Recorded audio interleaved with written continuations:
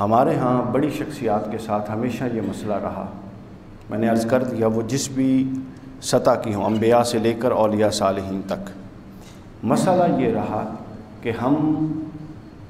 ان کی شخصیت کو اگر دو حصوں میں بانٹا جائے تو جو حصہ ان کی شخصیت کا فضائل، مناقب، کرامات یا افضلیت کے ان پہلوؤں پر مبنی ہے، ان کا تذکرہ ہمارے ہاں بہت ہوتا ہے، بہت زیادہ ہم کرتے ہیں۔ اور دوسرا حصہ جو ان کی شخصیات کا ہے کہ عملی طور پہ پریکٹیکلی وہ کیسے انسان تھے، ان کی سیرت کیا تھی، ان کا یہ جو اتنا نام ہے، اتنا مرتبہ ہے، یہ کس وجہ سے ہے، انہوں نے کس مقصد کے لیے اپنی زندگیوں کو گزارا، یہ سارا حصہ ہمارا عام طور پہ پس پشت رہتا ہے زیادہ تر، چونکہ ہمارے ہاں عمومی طور پہ ایک رواج پا چکا ہے، ایک ذوق بن گیا ہے کہ فضائل، کرامات سننے اور واہ واہ کرنے کا ذوق بن گیا ہے۔ جن قوموں میں اس نوعیت کا ذوق ڈیولپ ہو جائے وہ کبھی قومیں تشکیل نہیں پا سکتی، چونکہ قومیں تشکیل پاتی ہیں سیرتوں کو پڑھ کے، حیات کو پڑھ کے، پریکٹیکل اپروچ کو دیکھ کر کہ یہ بڑے لوگ جو تھے یہ کیسے بڑے ہوئے جن کو آج ہم بڑے کہہ رہے ہیں، کیا ہم ویسے کام کر رہے ہیں کہ کل آنے والے ہم کو بڑا کہیں گے؟ یہ وہ بنیادی چیز ہے۔ ہر ایک کے ساتھ یہی ہوا، چونکہ اہل بیت اطہار کے بالخصوص ایام ہیں،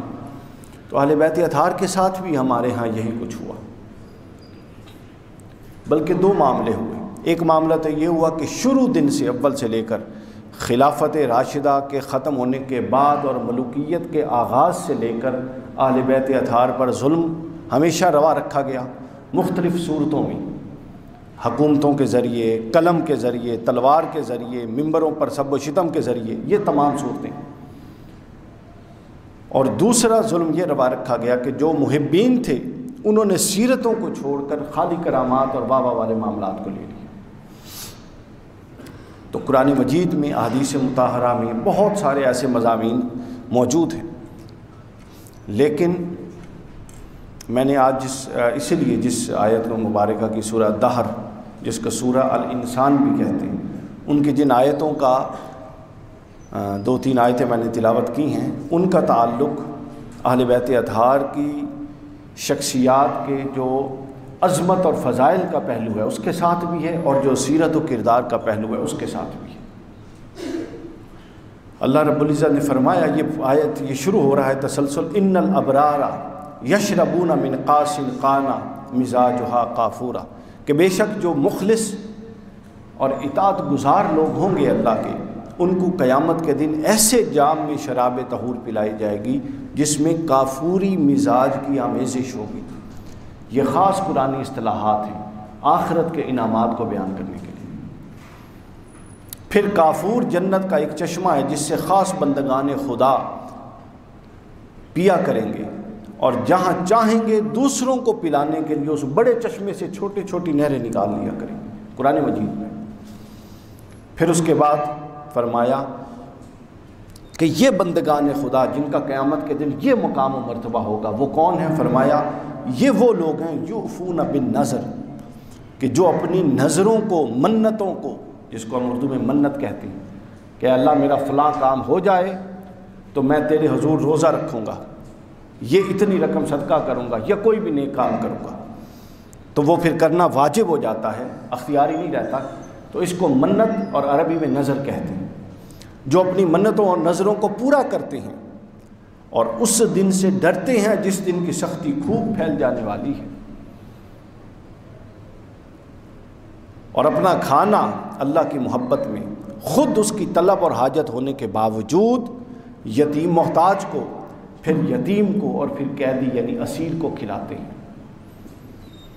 اور کہتے ہیں کہ ہم تو یہ سب کچھ اللہ کی رضا کے لیے کر رہے ہیں اور ان سے اس کے عوض کوئی اجر نہیں چاہتے۔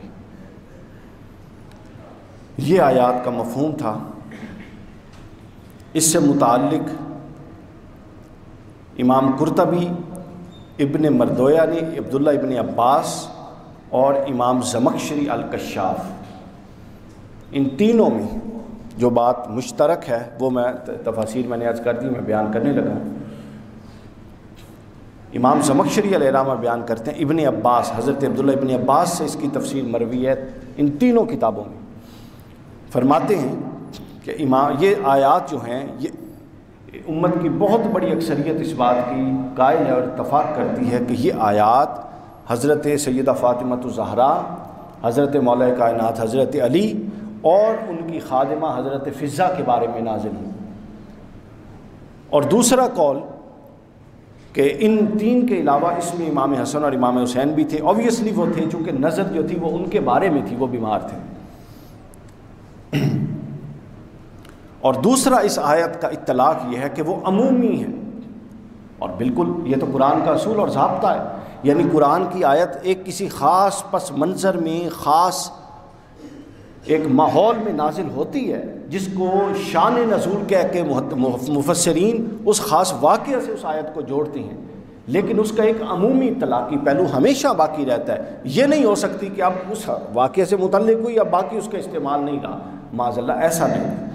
یعنی اب یہ آیت ہر اس شخص کے لیے ہے جو اپنا پیٹ کاٹ کے غریب کو کھلائے گا، مسکین کو کھلائے گا اور قیدی کو کھلائے گا، انفاق فی سبیل اللہ کرے گا۔ تو امام زمخشری بیان کرتے ہیں کہ معاملہ یوں تھا کہ حضرت امام حسن اور امام حسین دونوں بیمار ہو گئے۔ یہ بات اللہ کے رسول صلی اللہ علیہ وسلم تک پہنچی تو حضور صلی اللہ علیہ وسلم نے حضرت علی اور حضرت فاطمہ سے فرمایا کہ کیا ہی بہتر ہو کہ تم اللہ کے حضور نظر مانگ لو، اللہ ان کو شفا دے دے گا۔ تو حضرت علی نے حضرت فاطمہ اور ان کی جو تھیں خادمہ حضرت فضہ، ان تینوں نے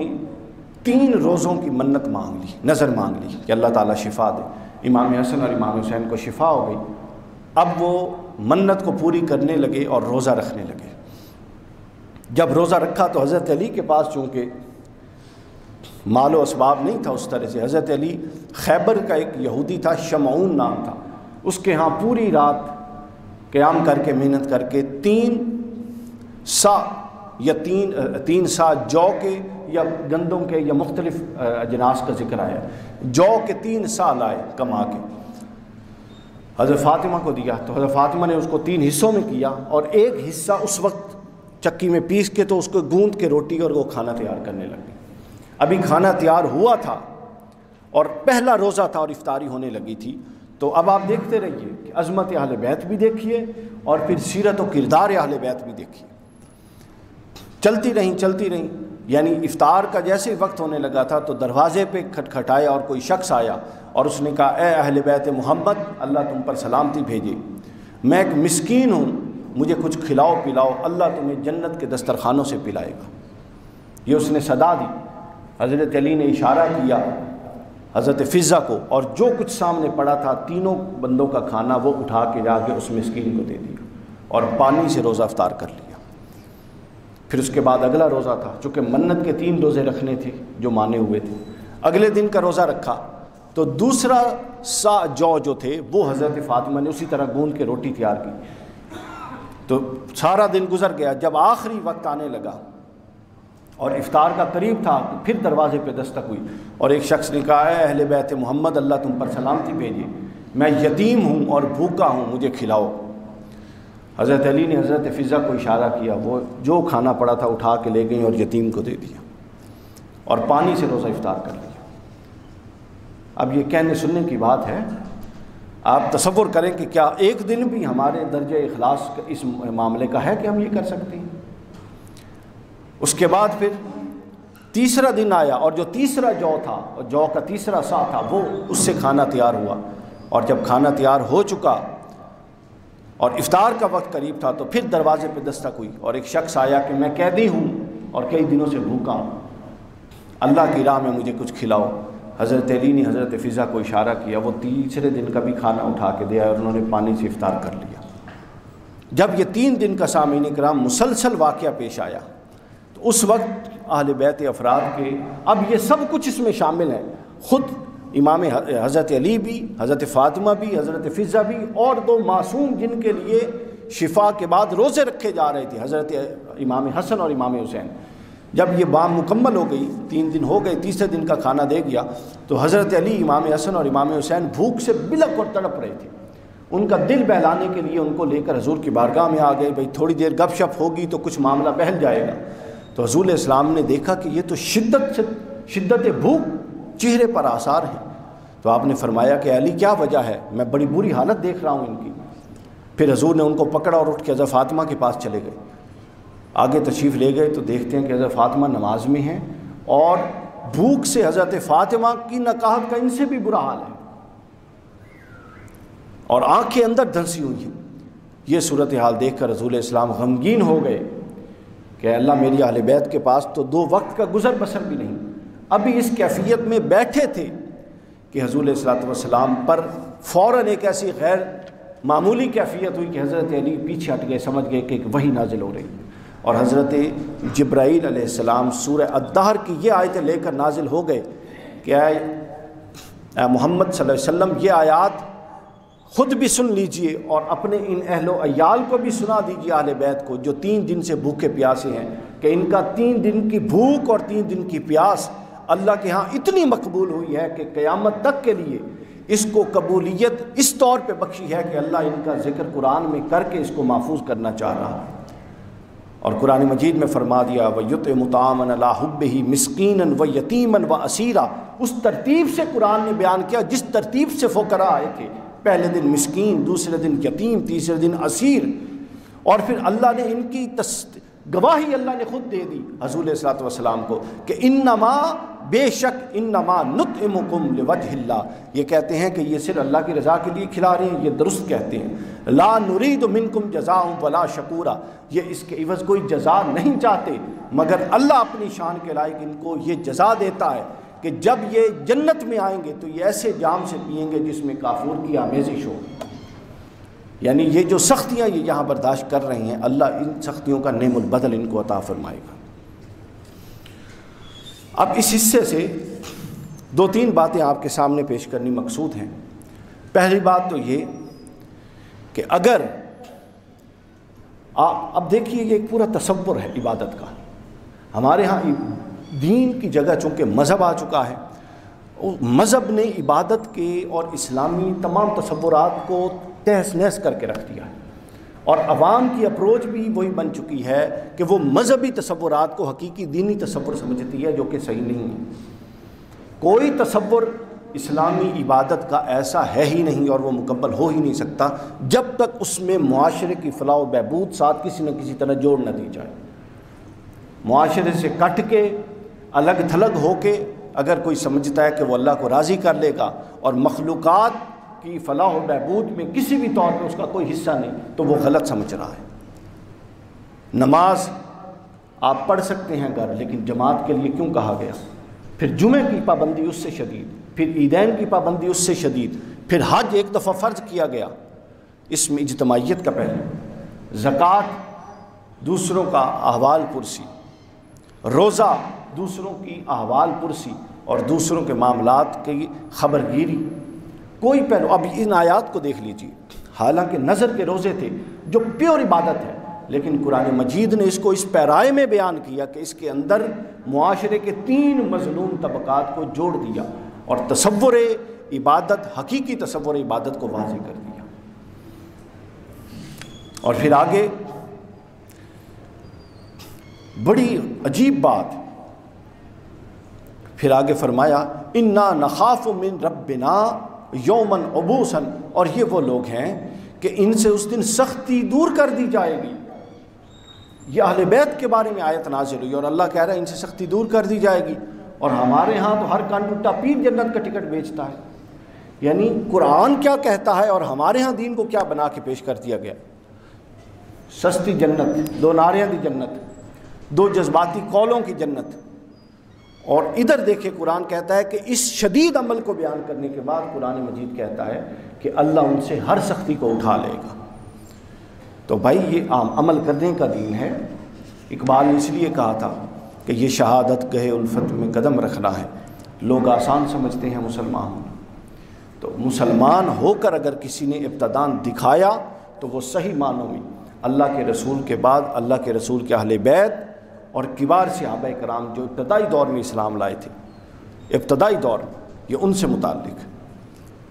ایک مسلم کی حدیث آپ کو، حضرت عبد الرحمن بن عوف اور حضرت خالد بن ولید رضی اللہ عنہما، ان کا آپس میں کسی معاملے میں اختلاف ہو گیا، جھگڑا ہو گیا، حضرت خالد بن ولید نے حضرت عبد الرحمن بن عوف کو کچھ ایسے جملے کہے جو نازیبا تھے، سبا کا لفظ بھی آیا بعض روایتوں میں، گالی نما تھے۔ حضور علیہ الصلوۃ والسلام تک بات پہنچی، حضور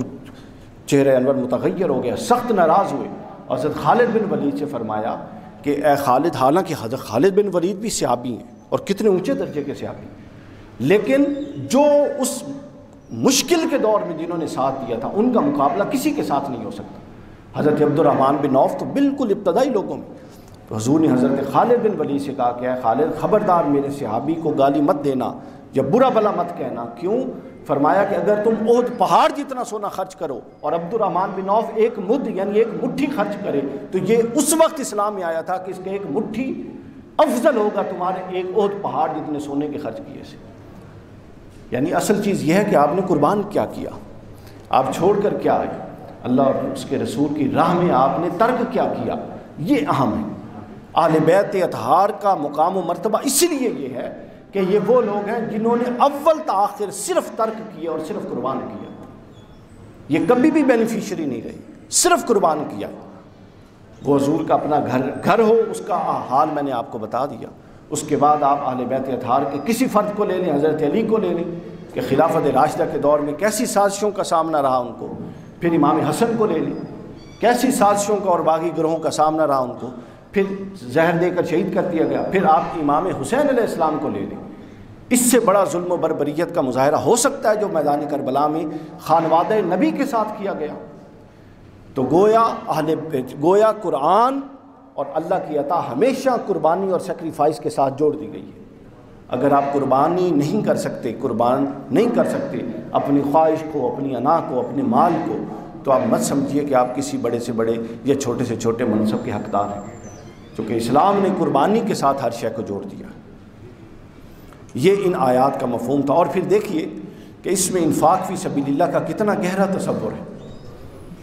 بات کو ختم کرتے ہوئے دو احادیث بھی میں بیان کر دیتا ہوں،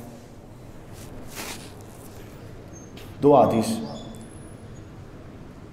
کہ ایک تو یہ پہلو تھا سیرت کا اہل بیت اطہار علیہ السلام کے حوالے سے، ایک دوسرا پہلو جس کو حضرت خواجہ نظام الدین اولیاء رحمہ اللہ تعالیٰ نے الفوائد میں بیان کیا، اور یہ معجزات معراج النبی میں سے ہے کہ حضور علیہ الصلوۃ والسلام جب معراج النبی سے تشریف لائے تو وہاں سے ایک خرقہ جبہ حضور کو دیا گیا اور خاص پوشیدہ وصیت فرما دی گئی۔ یہ خصائص سے امیر المومنین حضرت علی بن ابی طالب میں لایا تھا، لیکن چلیں انشاءاللہ اگلے جمعہ المبارک بات کریں گے۔ خاص وصیت فرما دی گئی اور نشانیاں بتا دی گئیں کہ اس نوعیت کے جن شرائط پر یہ شخص پورا اترے گا اس کو اے محبوب آپ نے یہ جبہ اور یہ خرقہ پہنانا۔ حضرت علی حضور علیہ الصلوۃ والسلام نے حضرت سیدنا ابوبکر صدیق رضی اللہ تعالیٰ عنہ سے پوچھا کہ اگر یہ میں آپ کو پہناؤں تو آپ کیا کریں گے؟ انہوں نے فرمایا میں سچ بولوں گا اور سچ بولنے کی ترغیب دوں گا، سچائی پھیلاؤں گا۔ حضور نے فرمایا بہت اچھا ہے۔ پھر حضرت سیدنا عمر فاروق رضی اللہ تعالیٰ عنہ کو پوچھا گیا کہ عمر اگر یہ جبہ میں آپ کو دوں تو آپ کیا کریں گے؟ حضرت عمر نے فرمایا کہ میں عدل اور انصاف کا بول بالا کروں گا ہر جگہ پر۔ تو حضور نے فرمایا بہت اچھا ہے۔ پھر حضرت سیدنا بعض روایات میں سیدنا عثمان کا ہے، بعض میں نہیں، حضرت سیدنا عثمان سے پوچھا گیا تو انہوں نے فرمایا کہ میں اللہ کی راہ میں اور خرچ کروں گا، سخاوت کروں گا۔ پھر اس کے بعد حضرت مولا علی سے پوچھا گیا کہ علی اگر یہ جبہ میں آپ کو دوں تو آپ کیا کریں گے؟ فرمایا میں ان لوگوں کے عیبوں پر پردہ ڈالوں گا جن کے عیوب مجھ پر آشکار ہو جائیں گے۔ حضور علیہ السلام خوش ہوئے اور فرمایا یہی اللہ نے فرمایا تھا کہ یہ وہ ڈیزرو کرتا ہے جس کی سوچ یہ ہو کہ جس کا عیب نظر آئے اس پر پردہ ڈال دیا جائے۔ تو یہ میں نے اس لیے جذباتی بات چیت بھی ہو سکتی تھی، اہل بیت اطہار کا موضوع ہے، لیکن میں نے اس لیے تھوڑی اس نوعیت کی چیزوں کو لیا تاکہ کوئی عقل و دانش کے ہاتھ بھی نہیں ہم پکڑیں کہ یہ جو عظیم شخصیات ہیں ان کی ہمیشہ عظیم کردار ہوتے ہیں، اور عظیم کردار کو ایک طرف رکھ کے کبھی کوئی عظیم ہو نہیں سکتا۔ اور ہمارے ہاں اب مسئلہ یہ ہے کہ کردار کسی کوئی پڑھتا پڑھاتا نہیں ہے، صرف فضائل اور کرامات کا پہلو ہے، چونکہ بکتا وہ ہے، واہ واہ اس پہ ہوتی ہے، لوگ خوش اس پہ ہوتے ہیں، اور ہمارے سب اسی پہ لگے ہوئے ہیں لوگ۔ تو لہٰذا اہل بیت اطہار کی شخصیات آپ نہیں سمجھیں گے، اہل بیت اطہار کی مقدس شخصیات کو آپ پڑھیں گے نہیں، ان کا تذکرہ اور ان کا بیان نہیں ہوگا، تو آپ کبھی بھی اس نتیجے پر نہیں پہنچ سکتے کہ حضور علیہ الصلوۃ والسلام نے یہ کیوں فرمایا تھا کہ علی مجھ سے ہے اور میں علی سے ہوں، کسی اور کے لیے یہ کیوں نہیں فرمایا تھا، امام حسین کے لیے ہی یہ کیوں فرمایا تھا کہ حسین مجھ سے اور میں حسین سے ہوں۔ اتنے جلیل القدر لوگوں میں کربلا کی قربانی کے لیے امام حسین ہی کا انتخاب کیوں کیا گیا تھا؟ یہ ہے وہ بنیادی حصہ اہل بیت کی شخصیات سے متعلق جس کو پڑھنے اور جس کو سمجھنے کی ضرورت ہے۔ اللہ تعالیٰ ہمارے حال پر لطف و کرم فرمائے۔ باہر بارش بھی ہے، مختصر کرتے ہیں تاکہ جلدی خطبہ اور جماعت کھڑی ہو سکے۔ والسلام وما علینا الا البلاغ۔